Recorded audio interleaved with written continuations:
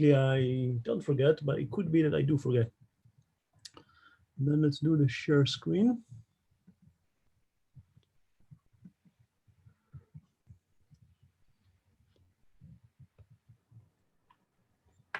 Okay.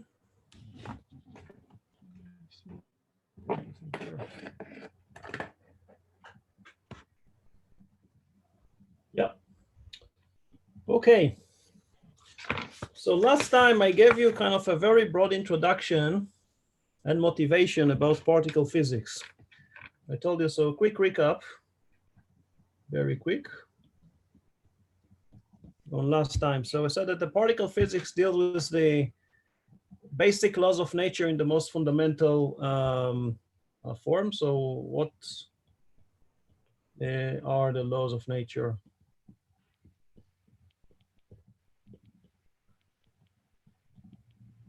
In the most basic form, which is a very big title. And under that, there was what are the fundamental ingredients of matter? What are the basic forces? What are the underlying principles that lie behind them? And of course, what the answers to these questions can tell us about the universe. We describe what is a particle. So it's essentially this is a point-like particle, which is really, we consider it as being a quantum state, which is characterized by quantum number.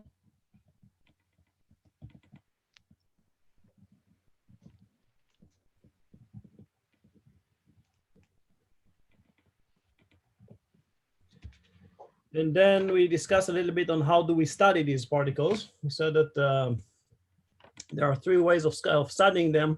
This is via experiments that include scattering, decay, and looking at bound states. These are the tools that we have.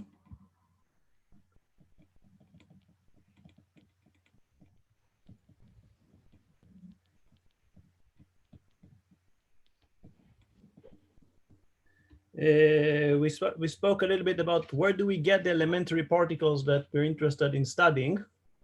And we said this comes from cosmic rays, from nuclear reactors and particle accelerators.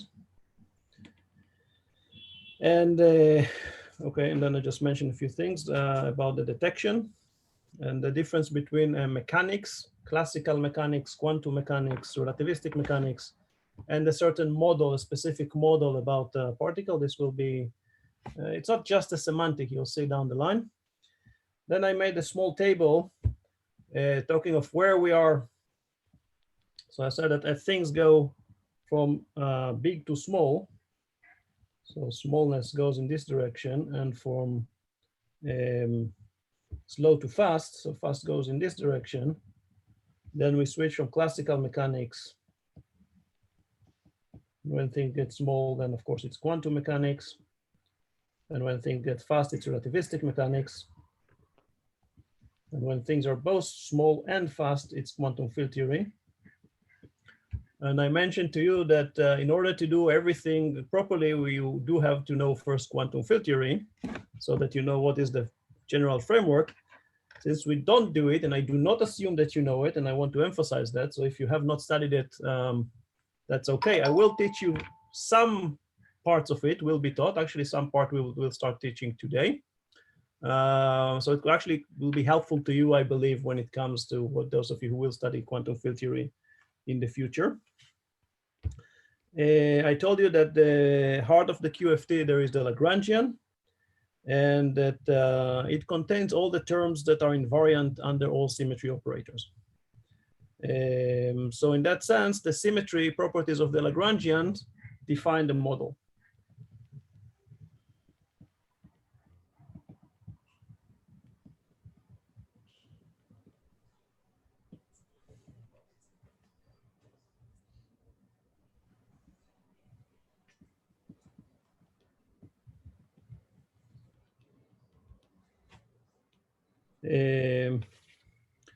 Okay, then I told you that the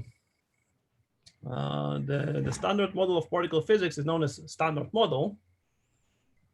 which is a model which is based on the quantum field theory formalism and is in excellent agreement with all the experiments that were carried. But I did say that there are clear evidence that it is incomplete. And in fact, some of you asked me, one of you asked me, what are the evidence? I didn't answer. Actually, I could have answered, and I just didn't think of that at the moment, because there are various levels of answering. So why it is incomplete? So first, from a theoretical perspective, it is not consistent with general relativity. Quantum field theory is based on construction of quantum mechanics and special relativity, but a theory that merged quantum mechanics and general relativity, to the best of my knowledge, was never completed. I mean, I think string theory tries to do it, but I'm not a string theorist, so I cannot comment on that too much. And we do know that either one of them or both of them fail at a certain locations, especially when it comes to singularities inside black holes or the beginning of the universe. More about that for those of you who will take the course in general relativity. But either one, something there is inconsistent, and one of these theories at least, or both of them, is not working.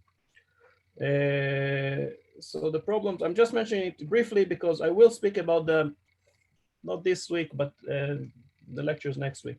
So some problems, I said, inconsistency with GR. And other problems, it's not a real problem. It's at the boundary between particle physics and cosmology. So we know that today in cosmology, the matter that we do understand its behavior is only 5% of the content of the universe. Another 26% is what we know as dark matter, what is known as dark matter. So this is a matter that attracts gravitationally, but we do not see its interaction any other way. So it does not emit light. That's why I call it dark. We don't know what it is. And another, independently, another 69% of the energy content of the universe is what's called as dark energy. This is something which is even stranger than dark matter. It's not a matter at all. It's some sort of energy that causes the universe not only to expand, but to accelerate. And this is something which we can measure, but nobody has any clue what it is. Dark matter, there are some ideas, at least dark energy, to the best of my knowledge, there are no good ideas so far. So dark matter and dark energy, these comes in the realm of, again, astrophysics and cosmology, but they are not anywhere within the standard model. Other issues are the neutrino masses. Neutrinos were believed for a long time to have zero mass, but we know today that they do have a small mass. It's not easily explained. And another maybe also important issue about that is the asymmetry between matter and antimatter, because the theory itself is symmetric. It would tell us that half of the universe should be made of matter and the other half should be made of antimatter. But of course, this is not what we're seeing. Nearly 100% of the universe that we know of is made out of matter, not of antimatter. So there must be something that breaks the symmetry. And this is something which we don't fully understand. And there are some issues related to this, it's called CP violation, a strong CP violation. There needs to be something that breaks the symmetry, and we never saw anything like that. So it's kind of in the big questions that, that it fails, or it doesn't really fail in that sense, but there is some hints that there is something which is missing there. Other things, again, it's not exactly problems, but the standard model has 19 free parameters, which is not a very nice number. People would be much happier if there was a model which is, less degrees of freedom. And also there is some more technical aspect, which is that we'll discuss the Higgs, the spontaneous symmetry breaking of the Higgs field is the mechanism by which particles gain their mass. And it requires fine tuning of it works. We know it works. We discovered the Higgs. Higgs himself got the Nobel Prize for that. But it requires fine tuning of the Higgs mass. And again, fine tuning is not something that physicists like. So these are some of the problems, right? Fine tuning. And then we spoke about matter, antimatter, asymmetry. Again, all these phenomena are something that people hope that they may be solved when we go to higher energies, close to what's known as the Planck scale, in what you might have heard of as the GUT, Grand Unified Theory. I might say a few words about that towards the end of the semester. Right now, I still want to focus on explaining the basics of the standard model. Is there a reason to think that the matter-antimatter asymmetry is anything more than just symmetry breaking? It had to be one of them? Well, it is some sort of a symmetry breaking, but we never saw it. It's not part of the model. You would expect to see it, and that the energies that people have seen have been measured so far, it was not seen. So maybe it appears at higher energies. I mean, there is something happened there, right? There's something that caused the universe. I mean, either that the model is incorrect because the model tells you that there should be, 50-50 matter and antimatter, or something else. I don't know. Well, nobody knows to the best of my knowledge, but some people may think that they know. We spoke about natural units. So h bar equal to 1. And that means that everything gets units of energy, and the energy we measure in giga electron volt, GeV. So the units of length is GeV minus 1, and this is equal to the unit of time. No more seconds and meters, or centimeters or microns. Units of mass is equal to the unit of momentum, equal to the unit of energy. So it's measured in GeV. So we said that the particle has a mass, I don't know, the W boson has a mass of 80 MeV, 80 GeV, sorry. That's, you need to do the conversion. Okay, this is as far as we went to last time. It's really the introduction part. Yeah, questions? Can you give rough value of inverse GeV in terms of meters? So if you say length can be measured in inverse GeV. I think this will be part of your homework exercise. Okay. Just the way we got to that was to put h bar equal to 1 and c equal to 1. So you just have to put the correct values for h bar and the c to get it. All right, thanks. Okay, so I told you that quantum field. So okay, any more questions? This is kind of classical for homework. Come on, guys. More questions? I do ask those of you who can to open your cameras. I don't, I won't hold it against you. It's just much easier for me to follow your faces. I don't look at the background of where you are. I don't care about it.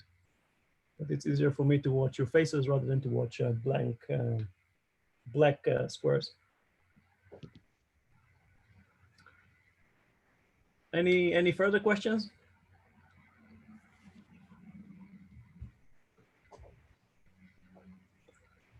Okay, so today I'm going to do a special. The lectures today, and I think also the lecture on Tuesday, will be devoted to special relativity. I told you that today I'm going to take the tutorial slot for that because I need to first finish this part before we can do a tutorial. So we'll do that. Okay.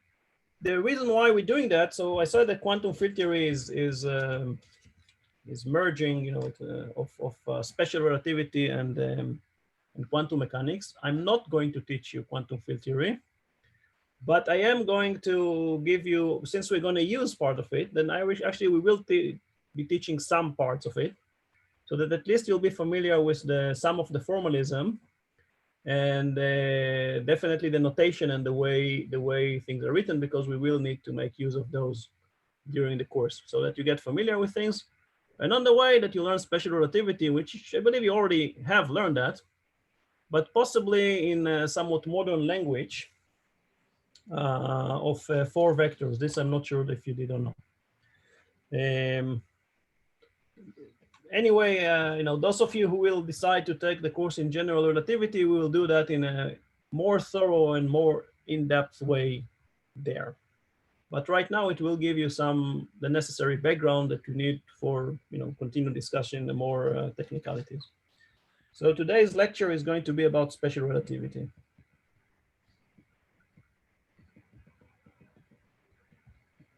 By the way, is there anyone around this, this Zoom conference that did not take a course in special relativity for first year or so, second year of studies?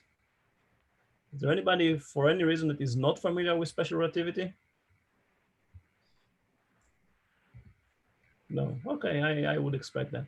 So, but I'm pretty sure. What about the notation of 4 vectors? Which one of you is not familiar with that?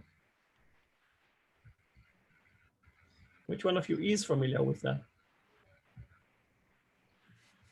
Is there anybody who did not raise their hands? I think that I saw that there are a few guys who never raised their hands. Okay, I'll go over briefly, and if you feel that you need me to go slower or faster, then do let me know.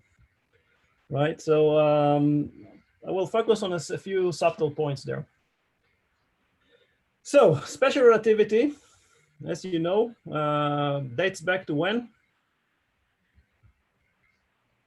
You will learn that. 1905? Yeah. No. 1895? Oh. Well, technically Maxwell, right? The magnetism already entails all of special relativity. No.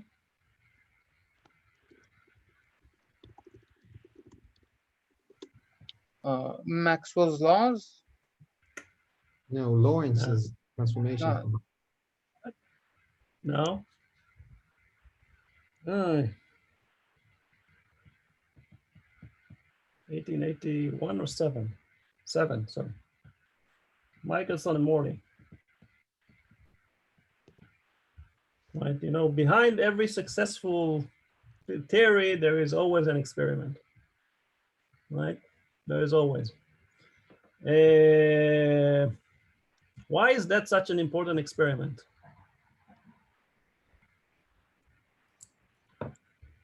Because it failed. Well, what did Michael? Well, no, it did not fail. It Well, failed. It didn't match the expectations. Sorry, let me be. Not match the expectations. Why? What was the expectation? To find the ether. Find the ether. Why did they think there is an ether?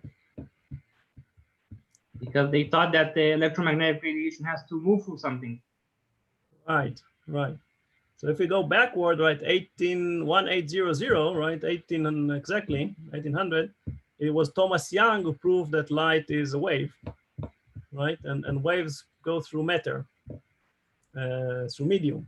So it was obvious that if light is a wave, so if you ask a 19th century physicist, they will tell you, oh, of course, light is a wave. We have Thomas Young's experiment, that double slit experiment. So it is a wave, and we know that waves go through matter, right? And if waves go through matter, then through medium, right? So there must be a medium in which these waves go through, and they call this medium an ether, right? So in the late 19th century, the technology was good enough to detect the motion of light through the ether. If you go even before that, right, in the middle of the 19th century, then Piaget and what's his name? Foucault, the guy with the pendulum. They managed to prove that the speed of light is finite. So there was a measurement of the speed of light by the 19th century. Okay, mid-19th century. So Michelson and Morley did really look for a way of... You might want to mention there was actually a measurement of the speed of light already in the 17th century. Yeah, but this was not accurate enough. The one you're right, the Romer experiment, but the mid-19th century was accurate enough. within a few percent.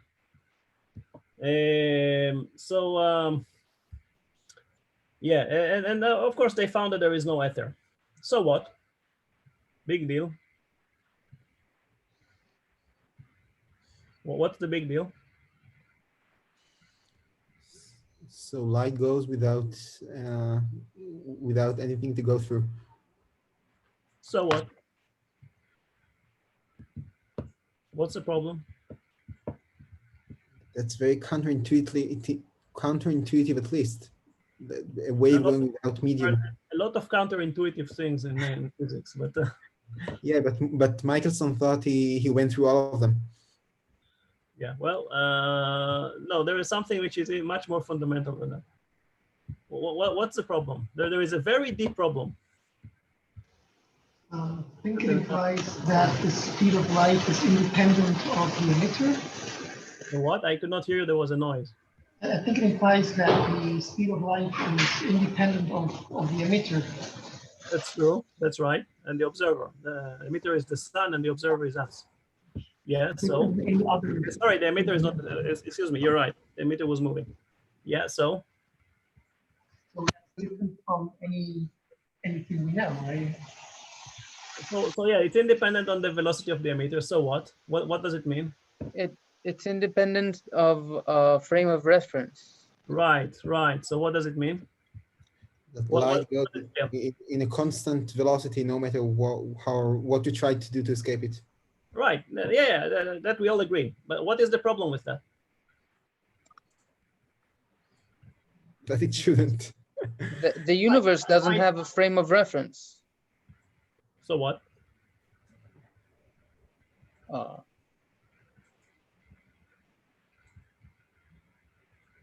What basic concepts in classical physics does it fail? Does it not fail? Does it? Galilean transformation. Galilean transformation. Very good. So what?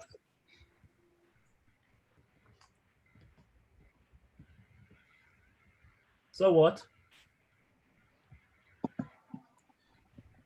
So there is no absolute I. Yeah. Okay. So what? So Galilean transformation fails. So what? Then there needs to be something else.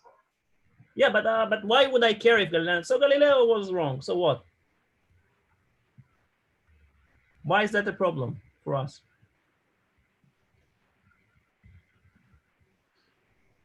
Because all of mechanics is based on this principle. Thank you very much. Because if there is no Galileo, there is no Newton. Because the entire Newtonian mechanics is based on Galilean transformation. If you can move to the center of mass, there is no conservation of momentum. There is no conservation of energy. There is no nothing. Then it fails Newton.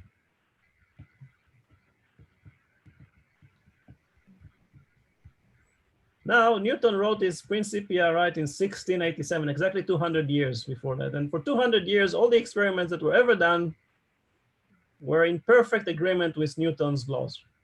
From motion of planets to everything, you know, canons and then the motion of objects on Earth, everything was in perfect agreement to Newton's theory. This was the first time that somebody conducted an experiment that showed that Newton was wrong. That's why it is so important. Okay, so the speed of light is constant. And then, of course, 1905, the year of the miracles. 4 papers by Einstein, each of them deserved the Nobel Prize. One of them got it. It was not this one.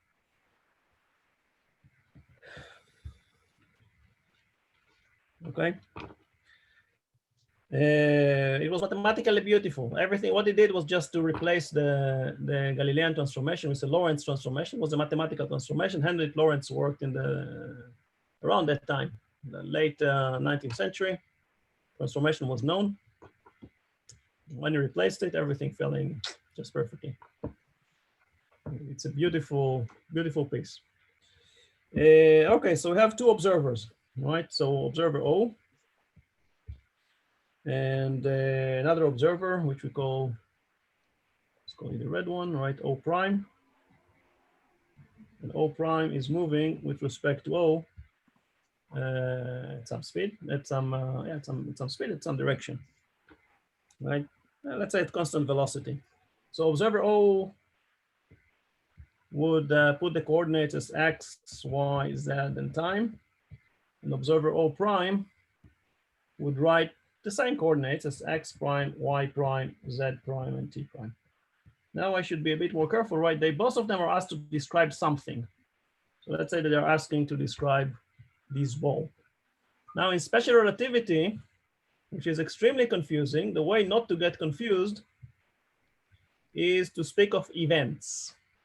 An event is something that has a specific, occurs at a specific time in a specific place. Somebody scored a goal. This happens at a specific time at a specific place. Two people kissed. That happened. This is an event. So we always think of an event. Every event is described by 4 parameters: the time that it happened and the place that it happened. Okay, the point is the two observers, one is moving with respect to the other, will not necessarily agree on those. Now it shouldn't surprise you, right? We're used to Galilean transformation. So if I'm moving with respect to you and I'm carrying with me something, then you'd say that the position of this something in your frame is not the same as in my frame. The thing that is different is of course the time, right? In Galilean transformation, we all agree on the time, right? So now let's say that this is a lamp, right? So we have some source of a light, which, without loss of generality, it occurs at t equal t prime equal to 0. So t equal t prime equal to 0, there is a light crest that is emitted, right? So after some time t, so this is an event. A light was emitted. A second event, the crest of the light reached some point, right? So at time t, right, if I ask the observer O to tell me where is the crest of the light, right? It's a spherical wave, so it will say this occurred at x squared, at location x squared plus y squared plus z squared, which is equal to c squared t squared, because the light travels at the speed of light, right? Now I'm asking the same question, observer O prime, which is moving, right? And she will tell me that, of course, the same thing, since the speed of light is the same, then x prime squared plus y prime squared plus z prime squared is equal to c squared t prime squared, of course, in her, according to her clock.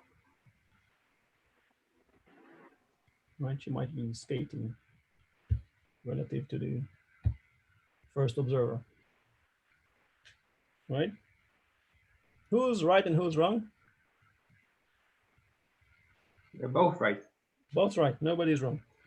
Now, again, we assume without loss of generality that the observer O prime is moving with respect to observer O in the x direction. So this is the x direction, right? So in that case, we have that x prime is different than x, but of course y prime is equal to y, z prime is equal to z. So from these two equations, we immediately get that t prime must be different than t. They cannot be the same.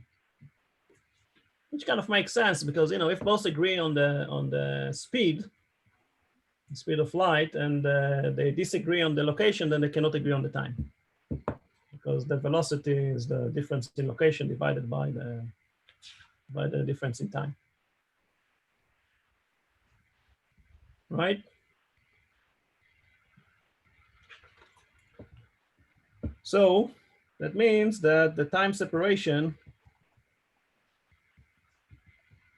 I told you that I'm speaking about separation because there is two events here, right? Event number 1 is that the photon was emitted, and event number 2 was that the photon reached a certain location.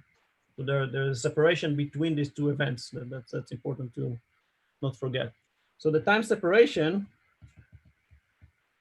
is not the same in both frames.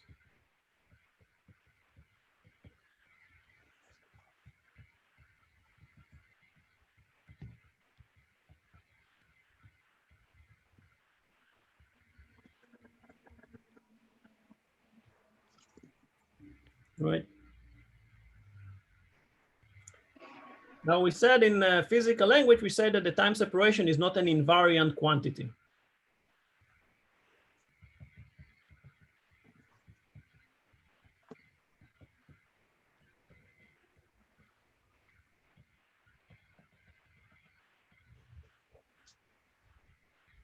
Right? Well, you know all that, right? You know special relativity. So, but we can define a quantity which is invariant. So that is that it conserved when we move from one frame to the other. So that those observers, O and O prime, agree on that quantity. What will that be? The speed of light. Well, except the speed of light. The speed of light, by definition, right? We assume it's the same. The invariant interval. Yeah, it's called the interval. That's very good. So we call it an interval. It's called an invariant interval or interval. So we define what's called the interval.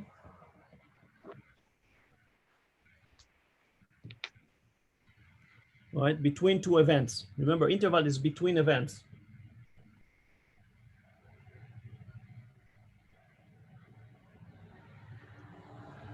So I'm defining the interval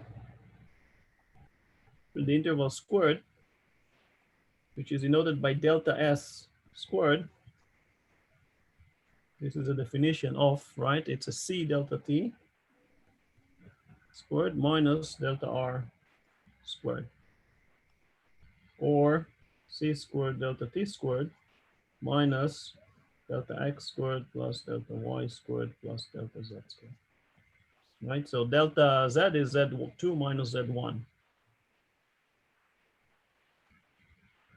Now, if you're familiar with the special relativity, you might, have you seen that before, by the way?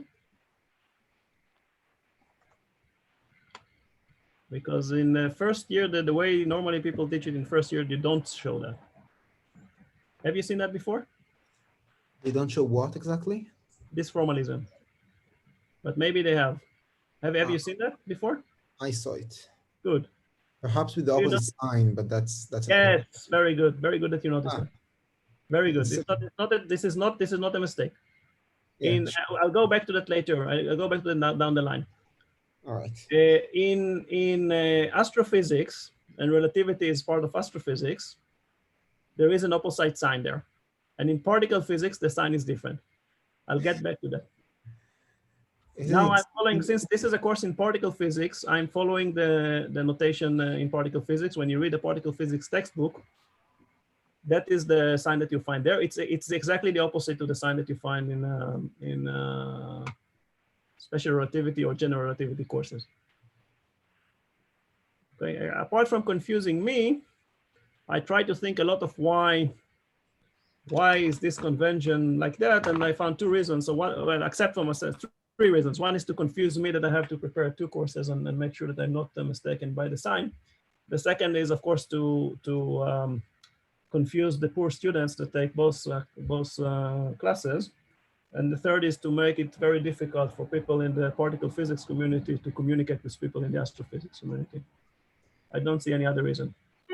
Isn't there something with geography? What? Isn't there something with geography? West Coast, East Coast? Not that I'm aware of. Anyway, right, so the interval is conserved. Now there is a close analogy. The close analogy is, if we look at the Euclidean space, this is just an analogy.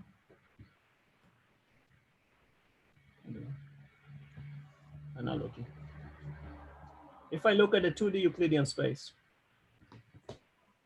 right? And let's say, I'm the observer.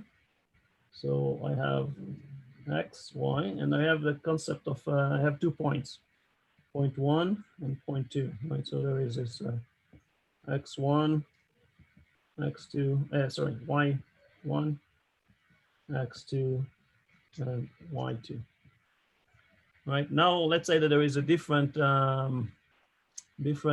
observer whose coordinate system are rotated. x prime and y prime. Right? So of course the location of each of the points in the new frame, right, is x1 prime and x2 prime, and then y1 prime and y2 prime. Of course, these are not the same, right? You know how to do the transformation, just rotation. But what is conserved? Distance. The distance. This distance, right? x2 minus x1 squared plus y2 minus y1 squared is the same as x2 prime minus x1 prime squared plus y2 prime minus y1 prime squared. These are conserved, of course. So it's a distance, right? It's the analogy. So this interval is the analogy of a distance. Maybe easier to visualize. Okay, well, that's the end of the analogy.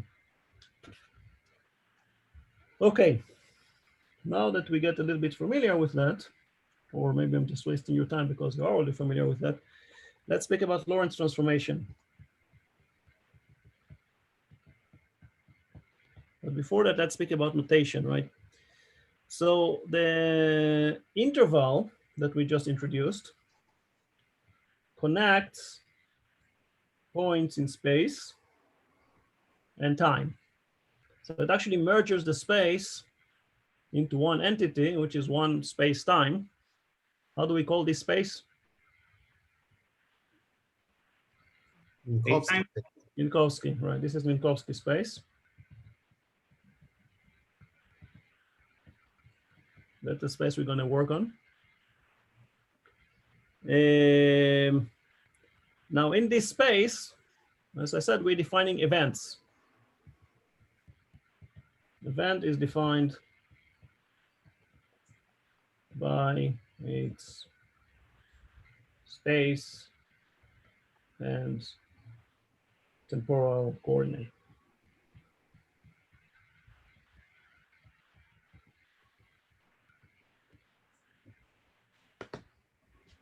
Right, so T, X, Y, Z. So you need 4 numbers to describe each event. The same way as we need 3 numbers to describe the location of each event in Euclidean space.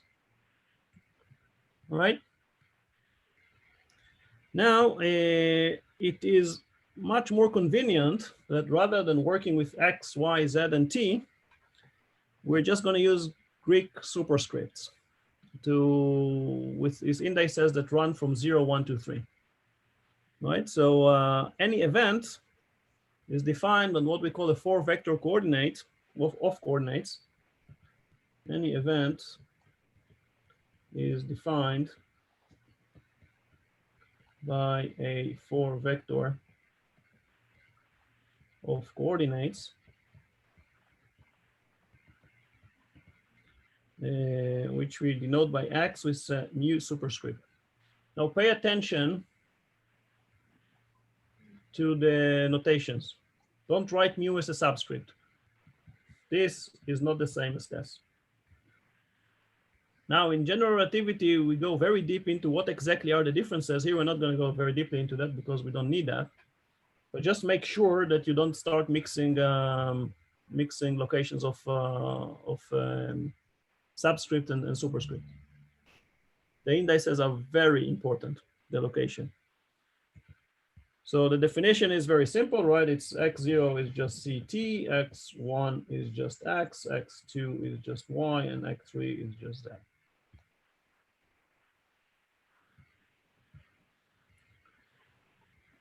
This is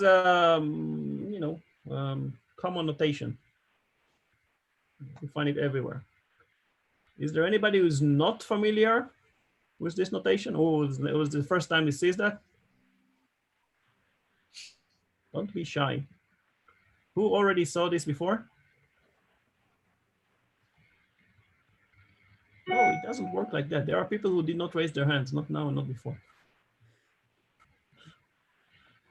Don't be shy, guys. No, physics is not for shy people. There's nothing bad if it's the first time you're seeing that. Of course, there's nothing bad if it's the fifth time you see that. Okay, when we only use spatial coordinates, then normally we replace the Latin index with the Greek index with a Latin index. So xi would normally mean just x1, x2, and x3. X, Y, and Z. These are just the coordinates.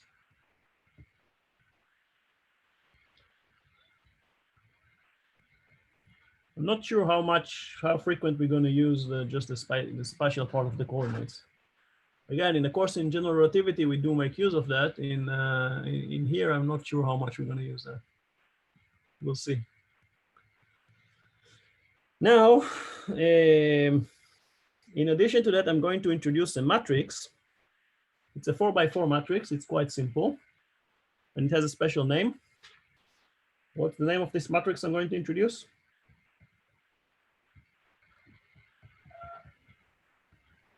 Lorenz transformation? No. The matrix. The metric. Very good. Not matrix, but metric. Oops. Known as the metric.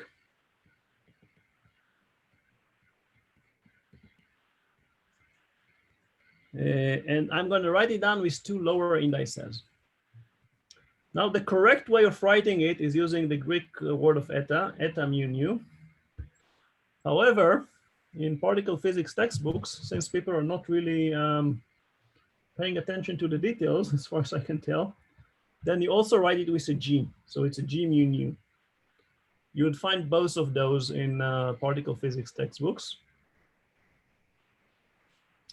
And here's, I'm used to eta to describe this matrix. So I might just switch. For our purpose, it's the same because we're dealing with simple spaces. They're not curved or anything. So it's eta mu nu or G mu nu. And it's a very, I told you, it's a very simple matrix. It's a 4x4 matrix. Mostly zeros, except from the diagonal. Diagonal has a +1, and then a -1, -1, -1. And then everything else is 0.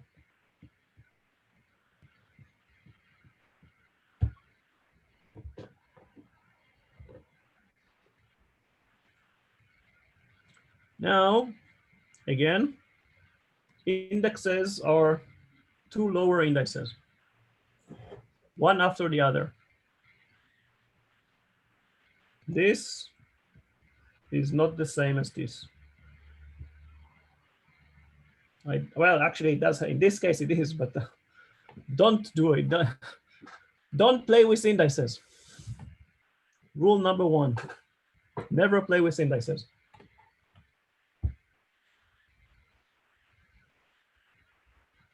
In general, right? It should be in general because in this specific case, it's the inverse matrix, which is the same. Now, another very important thing, important. As I told you, the same metric is defined in astrophysics courses and in general relativity, only with the opposite sign. G or not G?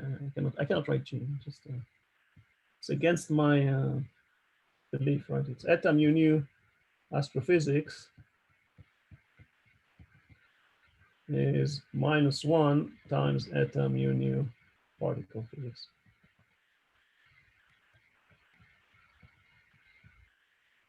Again, the clear reason for that is to confuse the students.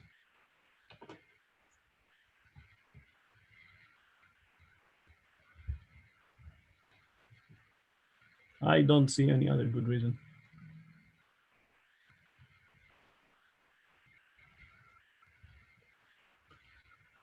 Okay, if you're not confused, now it's the time to get you slightly more confused.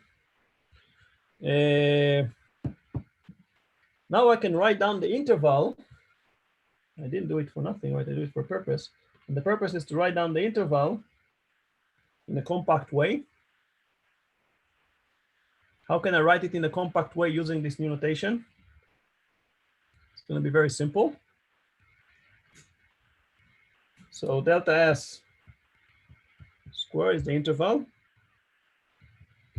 You just sum over mu and nu, which goes from 0 to 3. And then eta mu nu, delta x mu, delta x nu. What is written here is exactly as what is written here. Is exactly the same. Do you see that?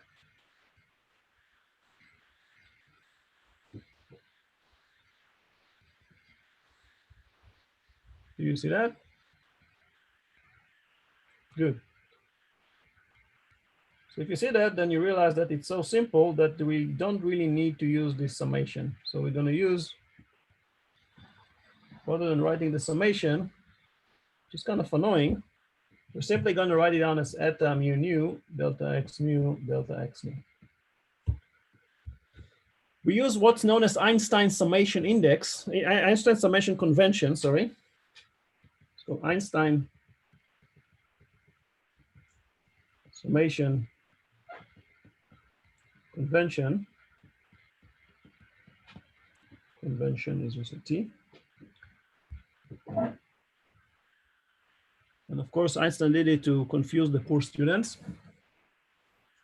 which states that every time we're seeing an index that appears twice, once as an upper index and once as a lower index, we simply sum over it.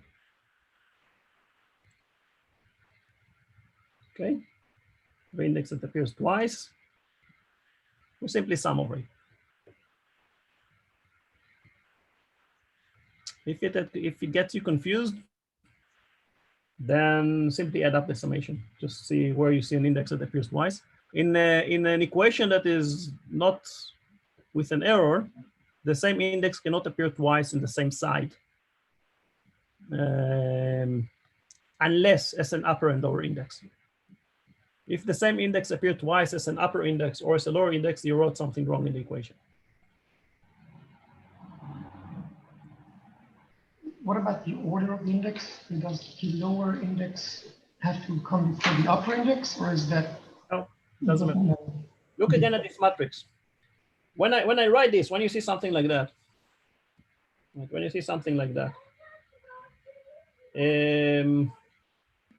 how many terms do you have here in the summation?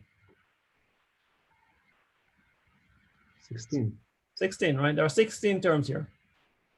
But What's nearly all of 0 in this case? Yeah, 12 of them are 0, right? Because you just have the g mu nu or eta mu nu, it's mostly zeros. There are only 4 of them that are not 0. Right? So there you do, technically, if you give it to a computer to do, then the computer has to sum over all the 16. There is a good reason why it does that. But again, we won't learn that in this course. This you learn in the course in general relativity. But here you just end up with 4 terms. And they're simple, right? The g, eta or g just contributes +1 or -1, that's all. Okay? Good. Now that we've done that, now we are at the stage that we can define the Lorenz transformation. So what is the Lorenz transformation?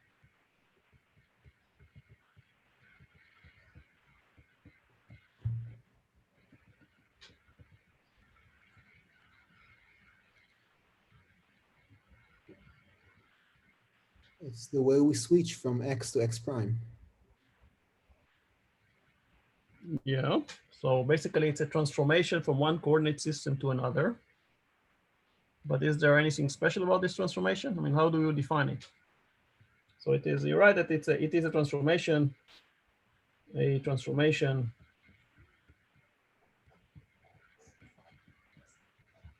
from one coordinate system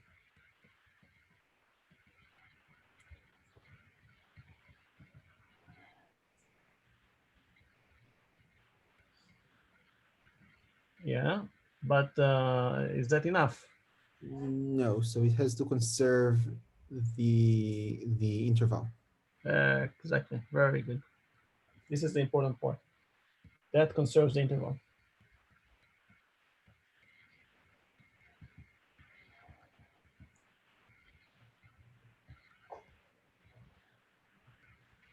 This is the definition of a Lorenz transformation.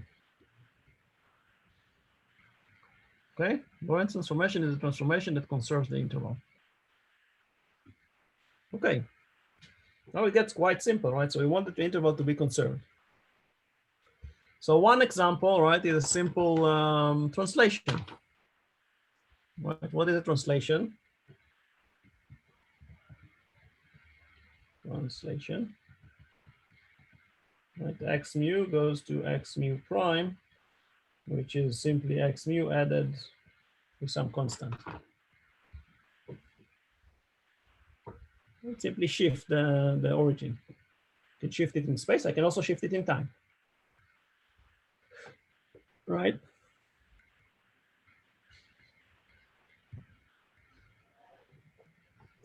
If there is somebody here that thinks that this is not, it gets confusing, then stop me and let me know. I'm going a little bit fast because you say that you're familiar with special relativity.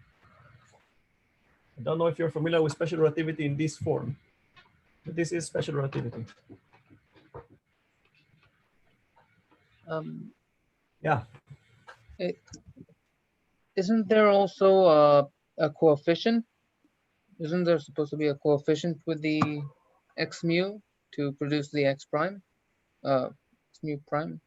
This is a translation. Translation means that you're shifting the origin. This is one type. This is not the only type. Okay. Okay. Now, more that I note my notation. I wrote x mu prime, right? Because, for example, x2 is y. So for y prime would just be x2 prime. This is just about my notation.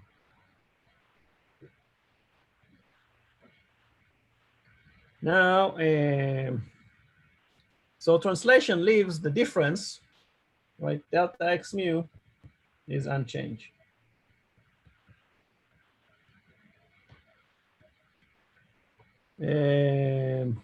So it's just a shift.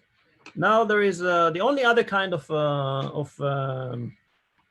linear transformation is to take the 4 vector x mu and multiply it by a matrix, right? It's a space-time independent 4x4 matrix, which I'm going to write down with one upper and one lower index. So the other kind, the only other kind of linear transformation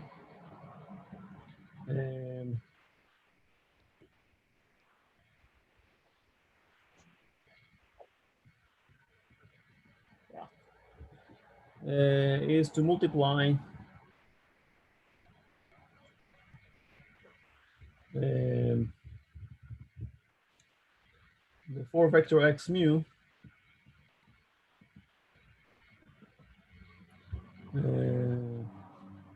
by a space-time independent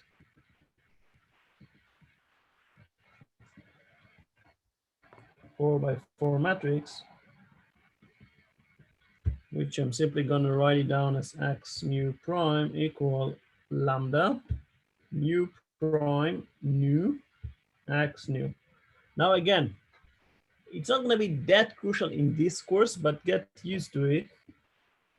It's not one above the other. There is a space here, right? There is like a slot. There are slots. You put the first one mu prime, second and nu. This is not the same as this. This does not exist. It is meaningless if you try to put the indices one above the other. Sorry, is the prime over x or over mu? Like, is the index mu prime in the vector x, or is the vector x prime in the index mu? It's actually the x mu prime. So as I wrote here, think of x2 is y, x2 is y, so y prime is x2 parenthesis prime. So it's So what- x2 prime. Yeah. And Okay, that, practically it doesn't matter, but yes. okay. The Okay. most important thing for me, from my side, pay careful attention on where you put the indices.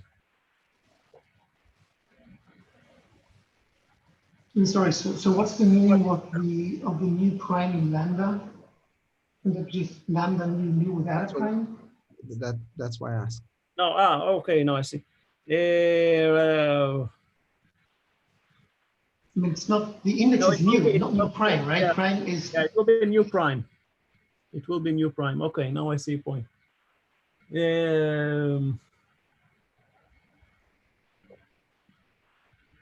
No, you have to write this x. The prime would be on the mu here. You have to have it. Otherwise, it just doesn't make sense. so the name of there the is a index is mu prime? Yeah, the index will be new prime. That's right. Because the prime is only on that index. It's not on the. But on the left-hand side, it's the vector that's prime, not the index. Something isn't consistent. No. I see your point. This is a 4 vector x mu. This is a 4 vector. Mhm. This is not a 4 vector lambda. Lambda is a matrix, right? That connects 2 frames. So the notation here is indeed. You're right. You got to a subtle point. So the notation here would be different. I'll have to write down the prime on the mu because it will connect to from the x mu to the x mu primes. So here I'll have a nu without the prime, and here I have to have the mu with the prime. So it's not the same writing the matrix as writing the vector. It's the same index, right? If I plug in mu prime equals 1 on the left-hand side, I need to use mu Yeah, you're right. on It's the the left-hand side. same index. You're right. It's the same index. So why get a different name? That's just totally confusing. And No, because lambda and x are not the same entities. I understand lambda and x are not the same, but mu prime and mu are the same, right?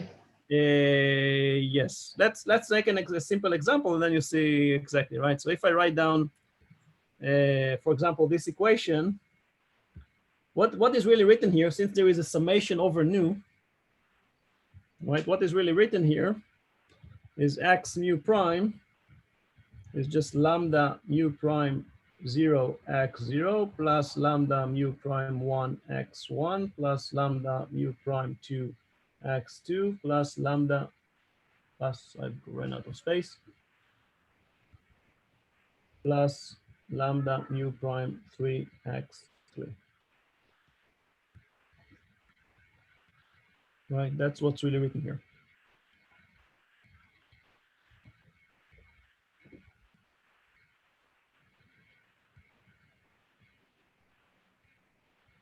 Okay, my question remains though, or my confusion remains. Right? Yeah, I understand. I understand the confusion. My answer, the best answer I can give you is that the way I write down the x is a 4 vector, so I write it in one way, and lambda is a matrix. So No, but the problem is not, well, okay, sorry, perhaps we can do that after the lecture for the sake of. If you want, because I don't think there is a real problem here. Essentially, you'll see that this will not be your problem. Trust me on that. You'll have other problems, but not this one. Okay. Okay, so we said, so this is just a notation right now. What we said is that physically what we require from a transformation to be a Lorenz transformation is that it needs to conserve the interval.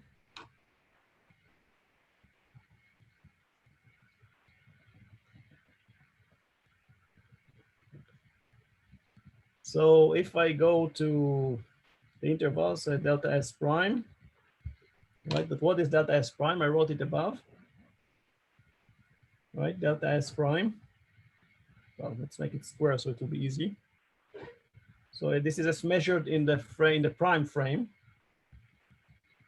So delta S prime squared, right, is just eta mu prime delta x mu prime delta x nu prime.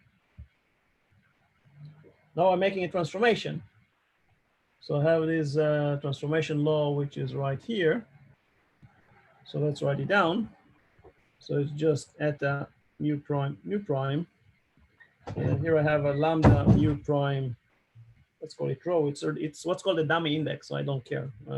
Delta x rho. When I say I don't care, it means I could replace rho with an alpha or beta or anything else. Since I'm summing over it anyway, then it's the same. And then I have lambda mu prime sigma delta x sigma. This, of course, needs to be equal to eta rho sigma delta x rho delta x sigma, which is just the interval as measured in the O frame.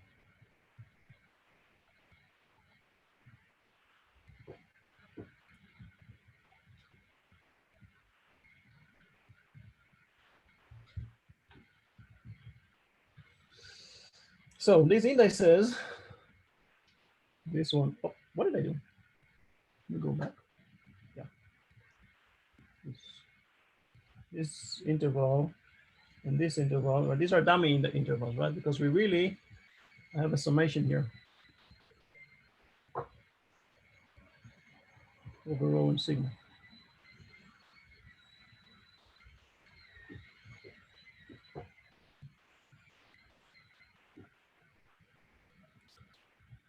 So this requirement essentially, now another thing is that I have here, I put all the indices, which means that I'm looking at element by element, right? This summation means that I'm going element by element and doing the matrix times vector multiplications element by element, right? So this will be true so long as we have that eta rho sigma is equal to lambda mu prime rho lambda mu prime sigma eta mu prime mu prime. So this is the condition for a transformation to be a legitimate Lorenz transformation. Every transformation whose elements, so every matrix basically, 4 by 4 matrix, right? A linear matrix whose elements fulfill this equation is a legitimate Lorenz transformation. Now a quick question. How many equations are there here? How many equations did I just write?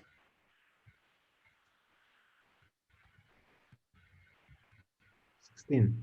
16 equations, right? You see that? Because rho and sigma go 0, 1, 2, 3, each one. Now, in the right-hand side of each equation, how many terms are there?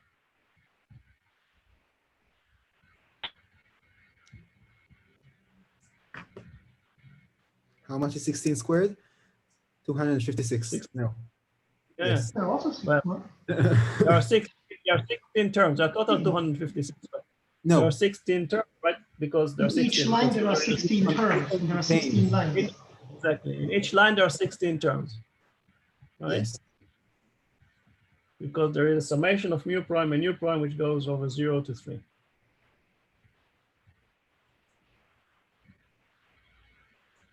Okay. So the set of, so this is a Lorenz transformation. You never thought of it, right? Nobody told you. Or somebody did, I don't know. Did you see that? No, now I become less happy somehow. Okay, so the set of all these transformations, they form a group. Of course, under matrix multiplication, this is known as the Lorenz group. There is a close analogy between that and the O3, the rotational group, which is actually quite important in particle physics, but I may go through that, but not right now. Okay, so Lorenz transformations fall into several categories, right? So the first one is a simple rotation, right? So categories. So we have a rotation, right? So if we have a rotation in the XY plane, I'm going to write it down simply as lambda mu prime nu. It looks something like that. 1, 0, 0, 0, 0, 0, 0. That's going to be a cosine theta, sine theta, minus sine theta, cosine theta, 0, 0, 0, 0, 1. Right, of course, theta is the rotation angle. That's rotation in the x-right line.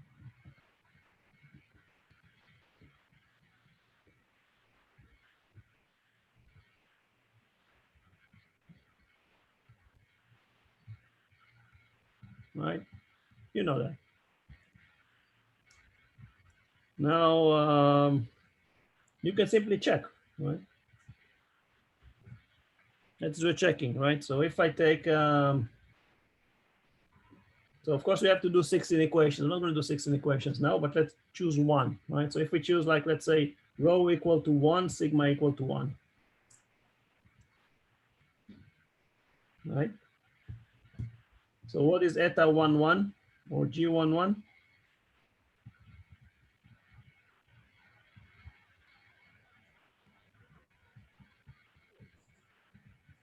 What is G 1, 1?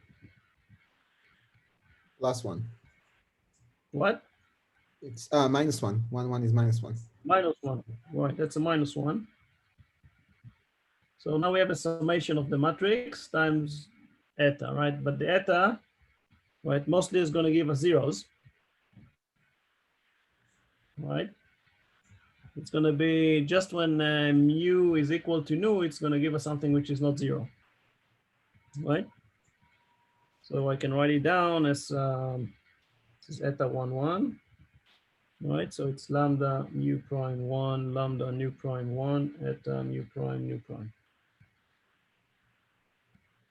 Right, but the only thing now, and the lambda is going to give us something which is not 0 only when mu prime and nu prime are going to be either 1 or 2, because otherwise, if it's 0 and 3, we're going to get 0 from this matrix here. Right, so we're going to get lambda 1, 1, lambda 1, 1, eta 1, 1, plus lambda 2, 1, lambda 2, 1, eta 2, 2. Right, and then everything else is going to be 0.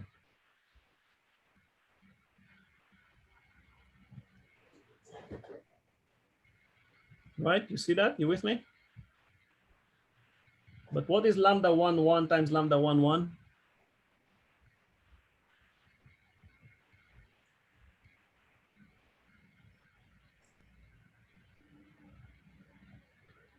Cosine squared. Yeah, and we said the eta. What is the eta 1, 1?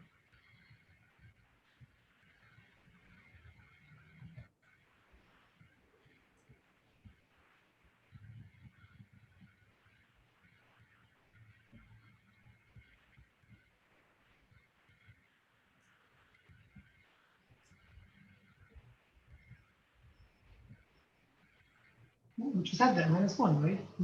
Minus 1. Yeah. So what we get here from this term? Minus cosine squared theta. What about this one? What is lambda 2, 1, lambda 2, 1?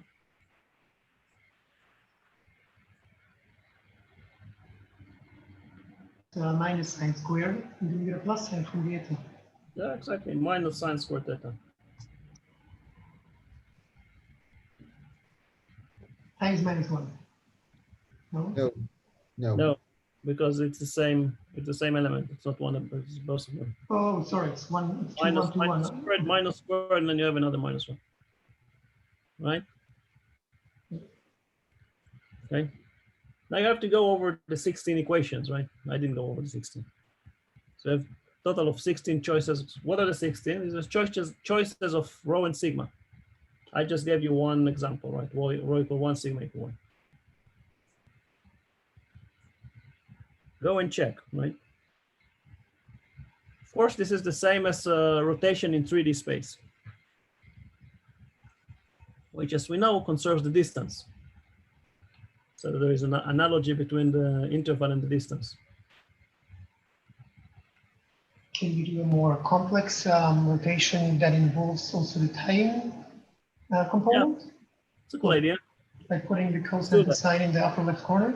Right, yeah, exactly. So actually the only other one that we have Well, there is composite, but there's no point in doing that. It's just annoying. But yeah, what if we do rotation?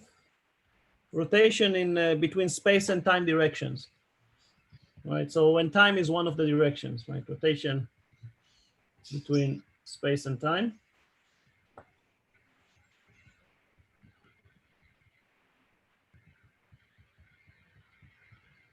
Well, this have a name. The technical name for that, maybe you know. Well, what is the name, if you know?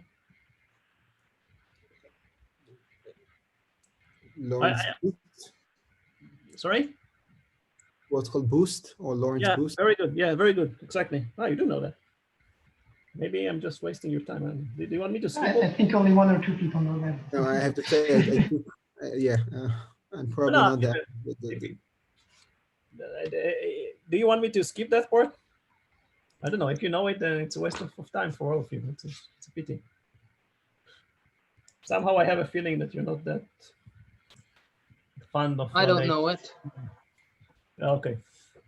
Guys, there's nothing bad in not knowing something. And then we teach you and you know it. This is called boosts. Of course, there is a slight difference because the time goes with the opposite sign for the space. So we cannot just put a cosine and sine. Instead, we're doing 2 things. We're replacing the cosine and sine with the hyperbolicus cosine and hyperbolicus sine. And we add an extra minus.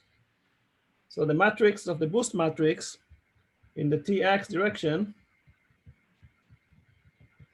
so it looks like that. So lambda mu prime nu is cosine hyperbolicus of phi, and then minus sine hyperbolicus of phi, and then a 0, 0, and then minus sine hyperbolicus of phi, and then cosine hyperbolicus of phi, and then a 0, 0, and the rest is just 0, 0, 1, 0, 0, 0, 0, 1.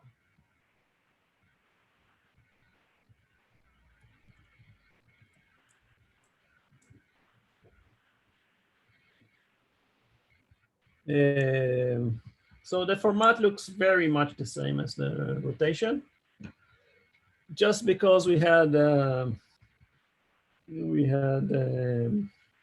extra minus sign. We had to replace the cosine with cosine hyperbolicus, and the sine with the sine hyperbolicus, and we had to have the extra minus sign. The parameter phi in particle physics has a name. It's called the rapidity.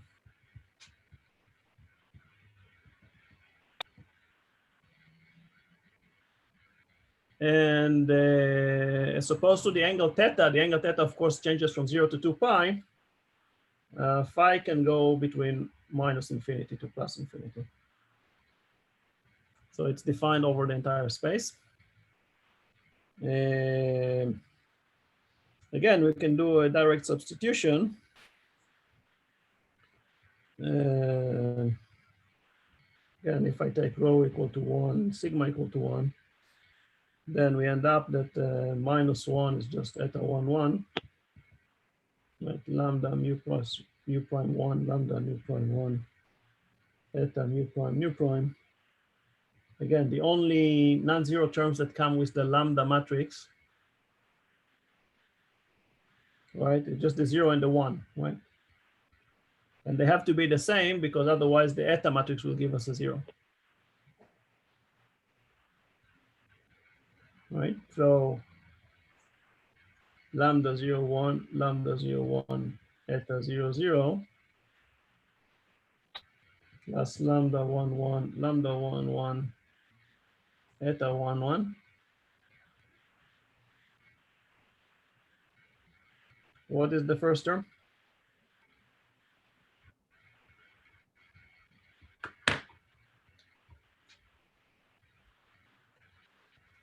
Minus hyperbolic sine squared. Second term. Actually, it's a plus. Why minus? We have the eta 0, 0 is a plus. Right, plus. Yeah, and there's a minus cosine squared, which is minus 1. What is sine hyperbolical square of something minus the cosine hyperbolical square of something? It's minus 1. The minus 1. Check. Yay. So at home you can go on and proceed with the other 15 equations if you want. You should. Until you make sure that you get the idea. Of course, what people do today is put it in a computer, but you understand why. Okay, other things which we will discuss is time reversal and space reversal. We're not going to do it here. Any general transformation can be made by taking multiplying Lorentz transformations. Again, there is no point in doing it right now. Lorentz transformations do not commute. So they're called non-abelian. I don't know if you've seen that. Are you familiar with abelian group, non-abelian groups? No. Okay, I'll see down the line if you actually need that or not. The entire set of, they don't what? commute with themselves or between No, themselves and the rotations. well, rotation is a Lorentz transformation. I'm only among themselves. I mean, I said that rotation is a completely legitimate Lorentz transformation. Now I'm talking of the Lorentz transformations as a set, right? Okay. It's a non-commutative set, so it's called a non-abelian group. Right? Rotation is a Lorentz transformation. I don't know if you ever thought of that like that, but rotation is a Lorentz transformation.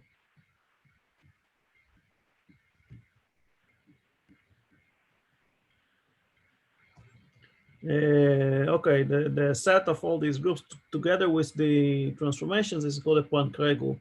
And again, I don't think we'll go that deep in this course into that.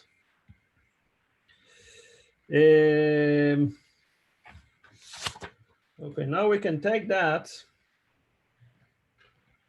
Lorentz transformation and put it in a somewhat more familiar form by multiplying that with the 4 vector x nu. So if I take this equation, multiply it with the 4 vector x nu, right? X nu here, right? Will be ct x y z, right? Then I can write it down. Now I'm simply using matrix times vectors multiplication. So I have a lambda mu prime nu x nu, which is of course x mu prime. So the 0 component is just ct prime equals ct cosine hyperbolicus of phi minus x sinus hyperbolicus of phi. And then x prime is just minus ct sine hyperbolicus of phi plus x times cosine hyperbolicus of phi.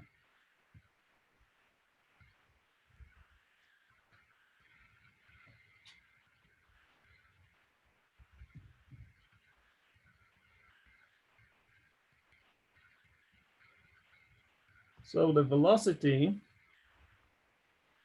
at the point for which x prime is equal to 0, so if we set x prime equal to 0 here, then I can define the velocity, which is to 0, beta is just v over c, and just x over ct is just sine hyperbolicus of phi divided by cosine hyperbolicus of phi, just tangent hyperbolicus of phi. So the definition of the normalized velocity.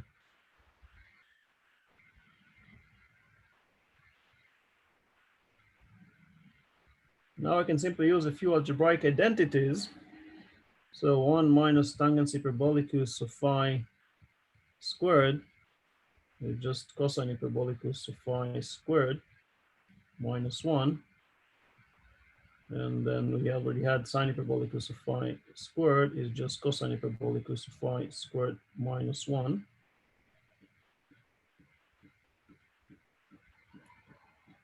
So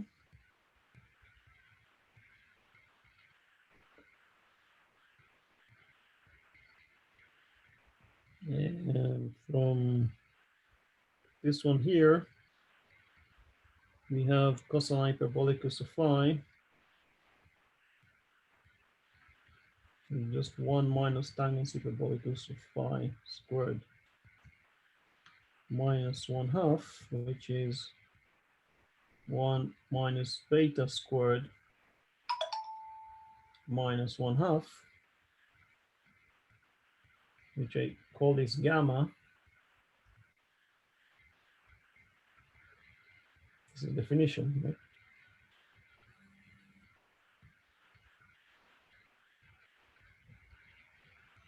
And from here we have that sinus hyperbolicus squared, sinus hyperbolicus of phi is just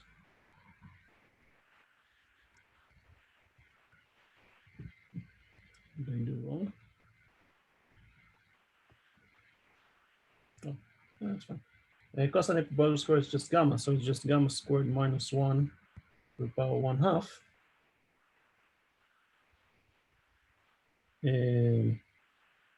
Which is simply gamma beta.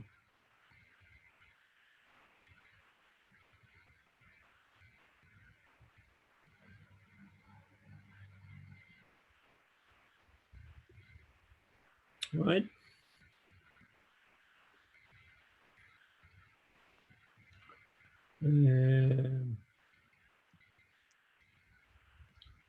So when we end up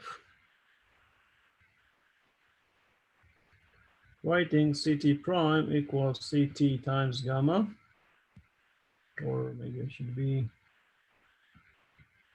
the gamma in front, gamma CT minus beta x. And x prime is just gamma times x minus beta CT.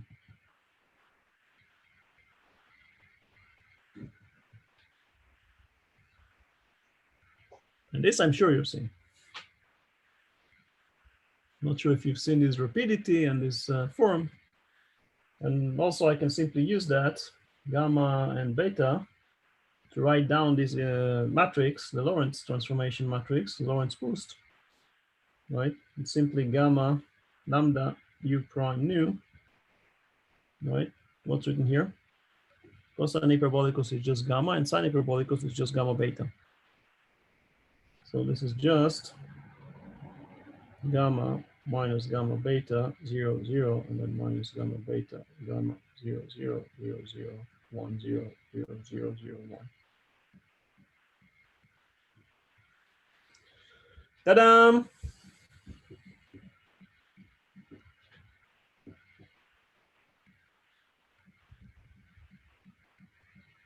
I wasn't cheating.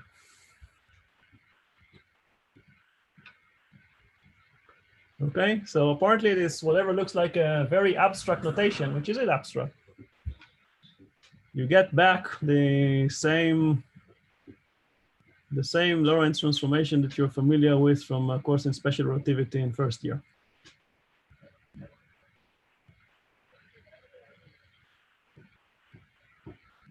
Only now that we know how to work with 4 vectors, and you get some feeling of this new notation. Yeah? You all with me? This will be in the homework, right? What? This will be in the homework, right? Of course it will be. Well, I haven't written your homework, but I've got some good feeling of what's going to be there. About the homework, it might be in the exam. It feels like I personally think I'll need some using it in order to understand it better. Oh, yeah. Oh, yeah. It's not that difficult. It's just, it's not difficult at all. Well, easy to say after you've been doing that for 10 years. You just need to get familiar with the notation and the work, and then you see it's pretty much straightforward. Things get very easy when you do it. Just like, it's much more natural. And you see where everything comes from. It's like, you see the mathematical structure behind it. You see that it's not It doesn't just come out of the blue. There is a very, you can see the entire mathematical structure, right? So where it comes from. Everything. I tell you, these are the things I really like about physics in general. There is a very strong mathematical basis to it.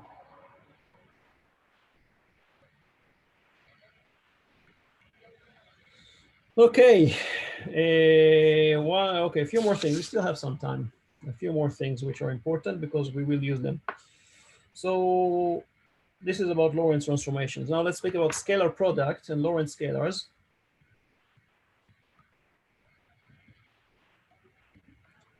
So this is a part that I am teaching in the GR course in general relativity, and I'm not going to teach you here because it takes us away from what we actually need to learn.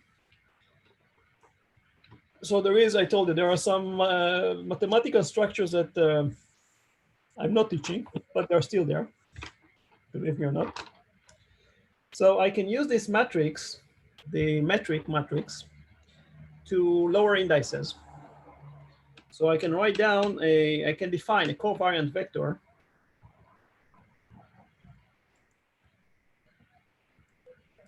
B mu as G mu nu B mu.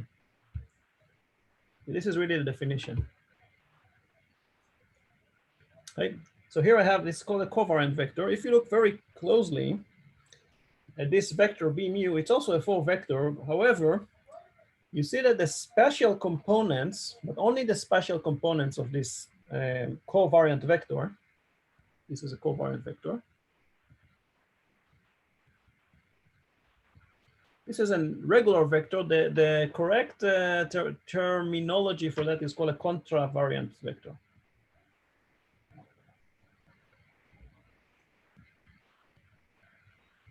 Or simply vector. When we say vector, we mean a contravariant vector. That is the standard. So you don't need to use the term contravariant. Simply use vector, and that's good enough.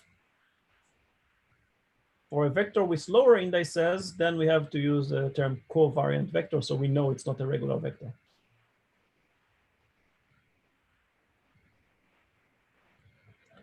Okay, so for a covariant vector, the spatial components have the opposite sign because this G, remember, it's a +1 minus minus 1, so the spatial terms have the minus sign as those of the regular vector, but the time component has the same sign.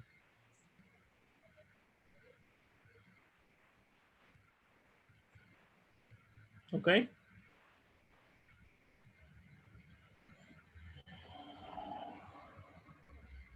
The same sign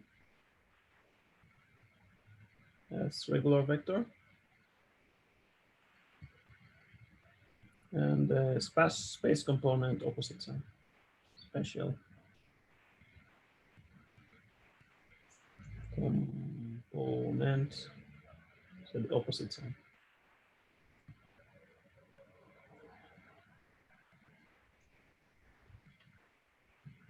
Okay, told you it's not the same. Now I can define the scalar product between two 4 vectors. That's the definition. The scalar product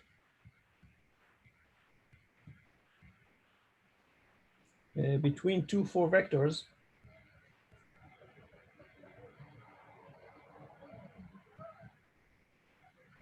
A dot B is defined by A mu, B mu with a lower index. So I actually have to use the G mu nu matrix. So I can write it down as A mu, G mu nu, B mu. I cannot define the scalar product without the G mu nu. So in terms of components, this will give me A0, B0 minus A1, B1 minus A2, B2 minus A3, B2.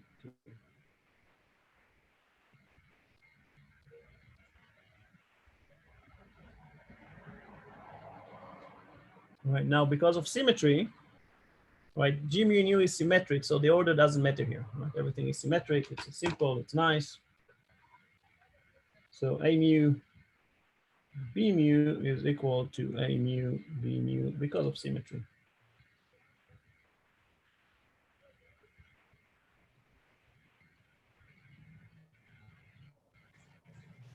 This might be a stupid detail, but you mentioned the importance of upper and lower indices. So when you write out the sum as A0, B0, and so on, do you on purpose put both indices on the top, or? Yeah. This is just a component, right? A0. This is a zero component of A. So when it's a specific component, you don't care, but when it's the actual index, then it's important. Exactly. This is a specific component. This is the zeroth component of A. A0, right, is CT. It's a time component of A. Okay, thanks. Besides, I tend to be more, again, this is something which I find annoying. I tend to be much more strict when I write it than what you find in normal particle physics textbooks. Because again, in particle physics, this may not be so crucial. In general relativity, this is absolutely crucial. Stupid mistakes. But yeah, so in particle physics textbooks, you always find, I often find sometimes, you know, this loosely defined some notations, which I find annoying. Okay, that's the way it is. When you read the textbooks, which I assume you all made your homework and read about the chapter 1 of Griffith. Now, this is a product of two vectors. This is invariant under Lorenz transformation, which means that it is the same in all frames, in all inertial frames. So the result, this is a scalar, the resulting scalar product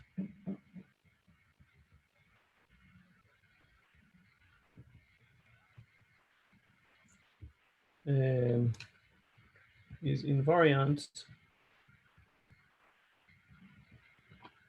under Lorenz transformation.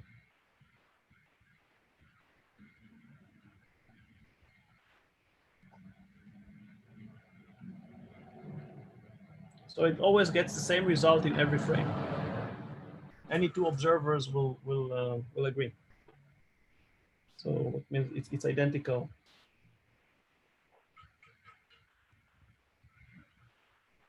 In all inertial frames.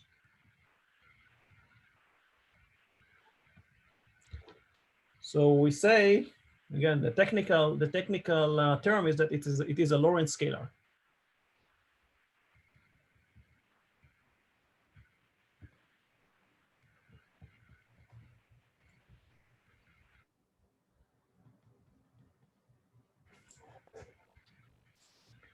Now, one specific example is the norm of a vector, right? So if we take A and B to be the same vector, then the norm of a 4 vector is scalar. Simply A dot A is a Lorenz scalar. Now, one last thing, which since we are running over time, and I did not, okay, I was too optimistic thinking that we could finish special relativity today. It's not good. You need to digest it a little bit, even if you've seen that. As opposed to, so a squared, the norm is A dot A, of course, it's just A mu.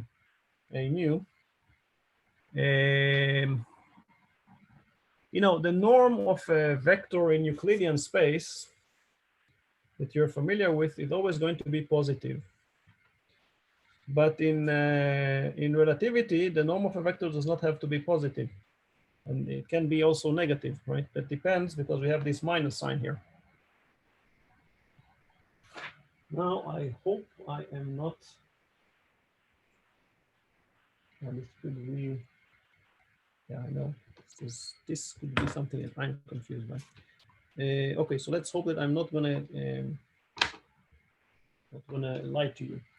So when we look at the vector, the norm of a vector, then A squared, it can be either greater than 0 it can be equal to 0 and it will be smaller than 0. If it is greater than 0, that means that the time component is larger than the space component. Then we call it a time-like.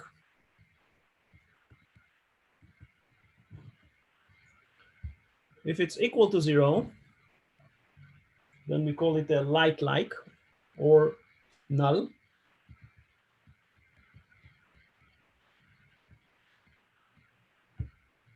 And if it's smaller than 0, we call it a space-like.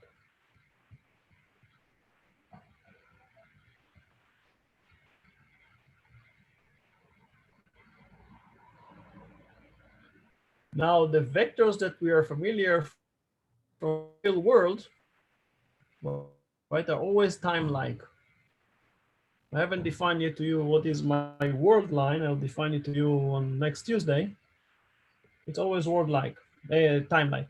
But photons, for example, right, it's always light-like. They're null, right? They always travel at the speed of light.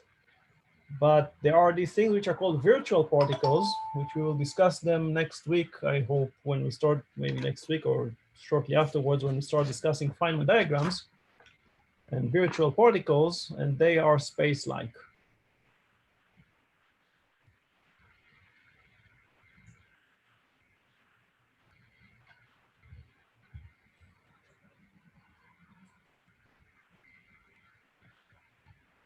All right.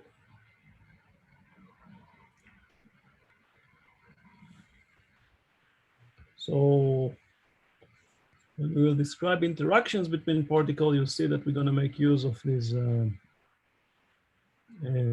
space-like photons quite often, actually, not just photons. It's called virtual particle, which will describe exactly what it means down the line. All right, I'm past over time. Any questions?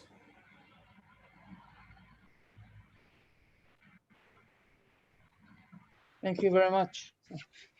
Was this new to you, or were you familiar with all of that? Well, I think it was new to me.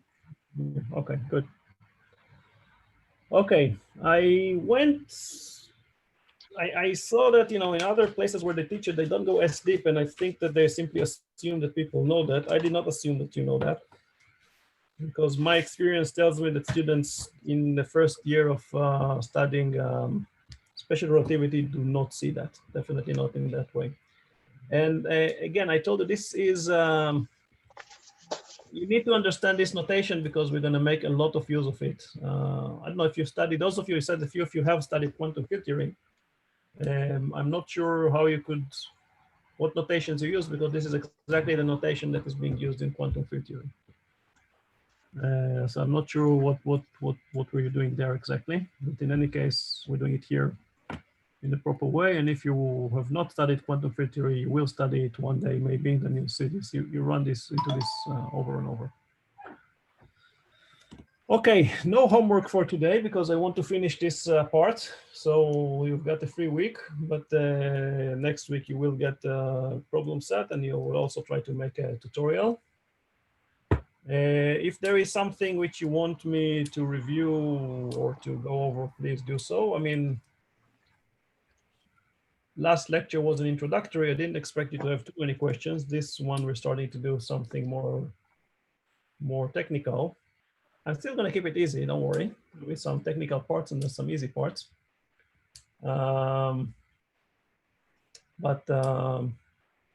I would imagine, and you said that not everything is fully familiar, so please review that. And if something is not familiar, then make sure that you understand it, or come to ask me, or read in the textbooks, or whatever you want. Just make sure that you understand it. All right, guys. Once again, thank you. Goodbye. Yes, and see you next Tuesday. Thank you. Bye-bye. Thank you. Bye. Asaf, can I still try once more about the indices? About what? About the indices part. אנחנו יכולים לדבר The בעברית? indices, yes. לי יותר נוח. ואני רואה עברית, כן. אני רואה לי שכולם יותר פה נוח. בעברית, כן. זהו.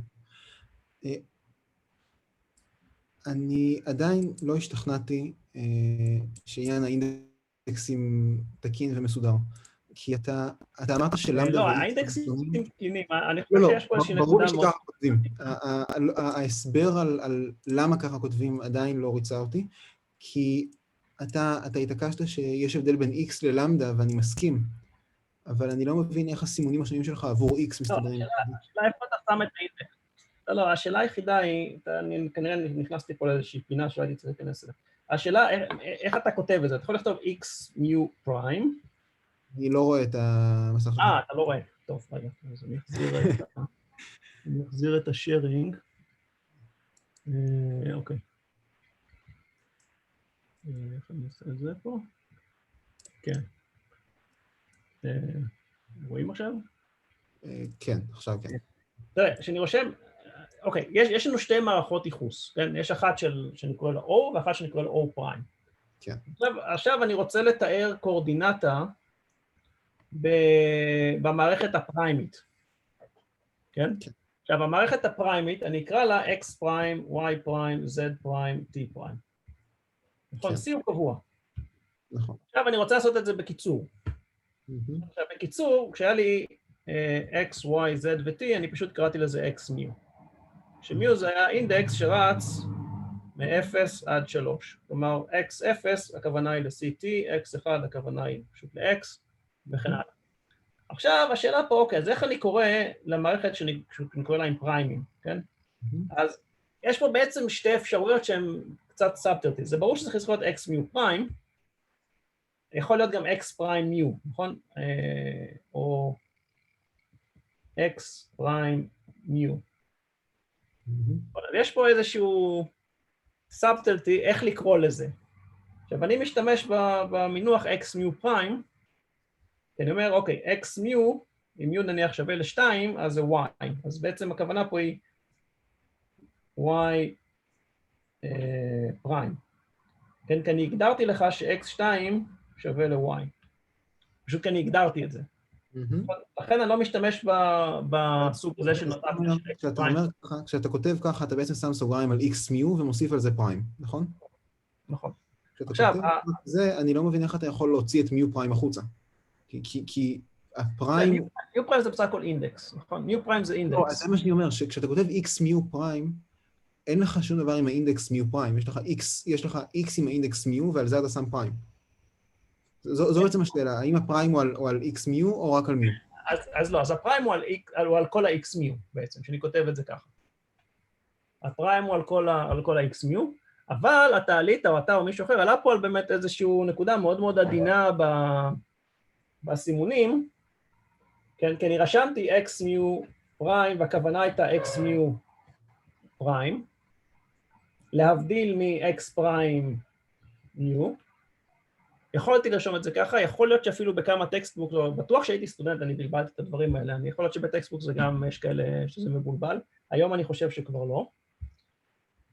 ולעומת זאת, כשאני רשמתי את המטריצה שמייצגת את טרנספורמציית לורנס, אני רשמתי אותה בתור למדה, מה קרה פה? למדה מיו פריים נו. ואז בעצם הפריים היה שייך למיו, אבל בעצם זו מטריצה שמעבירה אותי ממערכת ה-O למערכת ה-O פריים. כן. אז אתה צודק שיש פה איזשהו בלבול מסוים בדיוק בנוטציה, אבל אני חושב שזה די ברור. לא, הכוונה ברורה. השאלה הזו לא תפריע לי לענות על שיעורי הבית, אני מקווה. לא. אני רק מנסה להבין את המוטיבציה מאחורי זה. זאת המוטיבציה, זאת כל המוטיבציה. המוטיבציה מסתתרת כאן, בקטע הזה, כן? שאני רושם פה את x2 שווה ל-y, אז אני רוצה להגיד y פריים, אז אני ארשום x2 פריים, ולא x פריים 2. כי מה שהיה לי בראש זה בדיוק הפוך, מכיוון שאתה מתייחס גם מה שלי נראה הגיוני זה להתייחס לזה ההפך, כלומר, יש לנו את x שהוא איזשהו וקטור 4-ממדי אבסטרקטי, ואתה יכול להפיל אותו על תת מרחב אחד עם האינדקסים מיו, 0, 1, 2, 3, ועל מערכת צלעים אחרת עם מיו פריים. אז זהו, זה זה לא יותר נכון. מבלבל. אז זה יותר מבלבל, כי אני לא מתייחס לוקטור בתור x, אני מתייחס אליו בתור x מיו. אני אתייחס לוקטור שלי, למשל, כשכתבת A.B, התייחסת ל-A כאל אובייקט בפני עצמו. נכון, A הוא אובייקט, נכון. אז זה מה שאני אומר, אז למה אי אפשר להגיד אבל, A הוא אובייקט, יש לו אינדקס מיו או אינדקס מיו פריים? כי זה מסתדר יפה מאוד, אבל זה מנוגד למה שאתה, אבל אתה התעקשת שלא, שהאובייקט הוא דווקא X מיו. בגלל זה מה שבלבל אותי. לא, אוקיי, אני מבין אותך. אני מניח, אתה צודק ש-A בעצם הוא איזשהו אובייקט מופשט, הוקטור הוא איזשהו אובייקט מופשט, אבל יש לו משמעות פיזיקלית רק כשאתה מתייחס למערכת הספציפית. טוב, אני גם במהלך השיעור... רק אז אתה יכול לעשות עליו איזושהי מדידה. אתה יכול לעשות איתו משהו.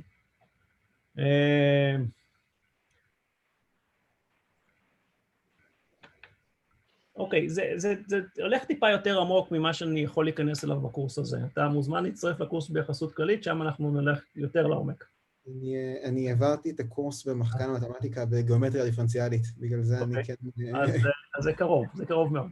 בגלל זה אני מתעלל, בגלל זה הסימנים האלה מציקים לי, אבל בסדר. רגע, זה מה שמקובל, זה מה שאני ראיתי בספרות הפיזיקה. במתמטיקה אתה יכול להיות שאתה צודק ויש שם סימנים קצת אחרים, אני לא ממש קורא את הספרים של המתמטיקאים, למרות שהחומר הוא מאוד מאוד דומה. אבל כן, אני מסכים איתך שיש פה נקודה שהיא מאוד מאוד עדינה. בסדר? בסדר, תודה רבה. בבקשה. עוד בשבוע הבא. עוד שבוע הבא.